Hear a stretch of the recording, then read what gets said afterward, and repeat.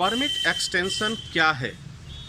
जी हाँ, एक क्वेश्चन पूछा गया, what is permit extension in health safety during the work, यानी कार्य के समय परमिट एक्सटेंशन का क्या मतलब होता है, इस शब्द का यूज़ कब किया जाता है, क्यों किया जाता है और क्या मतलब होता है।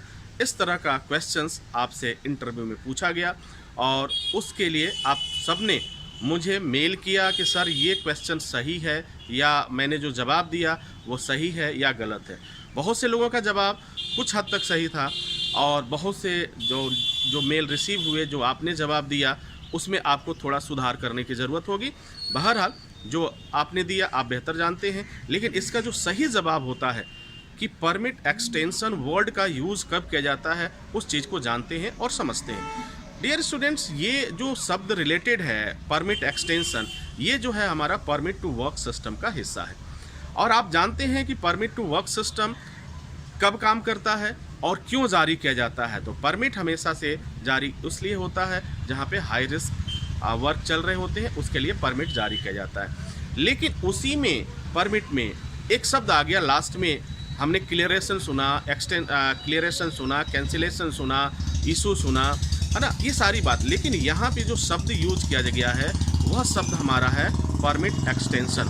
तो परमिट एक्सटेंशन का मतलब क्या होता है, उस चीज़ को ज़रा ध्यान से समझते हैं और जानते हैं। देखिए, जब परमिट जारी हुआ, सपोज करिए कि आज सुबह 10 बजे हमें कोई परमिट मिल गया और हमने एक अंदेशा लगाया कि चलो हमारा शाम तक काम पूरा हो जाएगा, किसी वजह से हमारा टाइम निर्धारित था, लेकिन किसी वजह से हमारा वर्क जो है, वह कार्य जिसके लिए परमिट जारी किया गया था वह उस टाइम में पूरा नहीं हुआ, उस निश्चित समय में पूरा नहीं हुआ।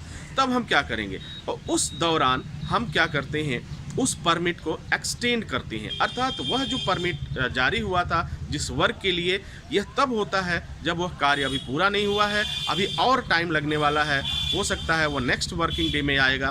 तो इसके लिए कुछ रूल्स हैं, वह परमिट एक्सटेंड होता है और एक्सटेंड होने के बाद से यह रूल भी कहता है, हमारा सेफ्टी लॉ कहता है कि जिसकी सूचना आपको सब जगह देनी होती है। जैसे जहाँ भी वर्क हो रहा है वहाँ पे उसकी एक कॉपी डिस्प्ले होनी चाहिए, जो हमारा सेंट्रल एरिया है वहाँ उसकी एक कॉपी डिस्प्ले होनी चाहिए और एक कॉपी ऑथोराइजिंग मैनेजर के पास होना चाहिए जो इशू करता है, ताकि उसको मालूम है कि यह काम पूरा नहीं हुआ है, दूसरे काम की वह इजाज़त नहीं देगा। यानी कहने का तात्पर्य क्या है, जब भी परमिट, जिस कार्य के लिए परमिट जारी किया गया, अगर वह पूरा नहीं हुआ, वह दूसरे दिन के लिए या तीसरे दिन के लिए उसे एक्सटेंड किया जा रहा है, यानी आगे बढ़ाया जा रहा है, उस समय हम इस शब्द का प्रयोग करते हैं परमिट एक्सटेंशन या एक्सटेंशन। तो आई होप कि आप इस बात को समझ पाए होंगे और बखूबी आप इस चीज़ को अब जान पाएंगे, कोई कन्फ्यूज़न नहीं होगा। तो बहुत सीधा सा सवाल है और सीधा जवाब है, बहुत ज़्यादा इतिहास भूगोल बताने की ज़रूरत नहीं है।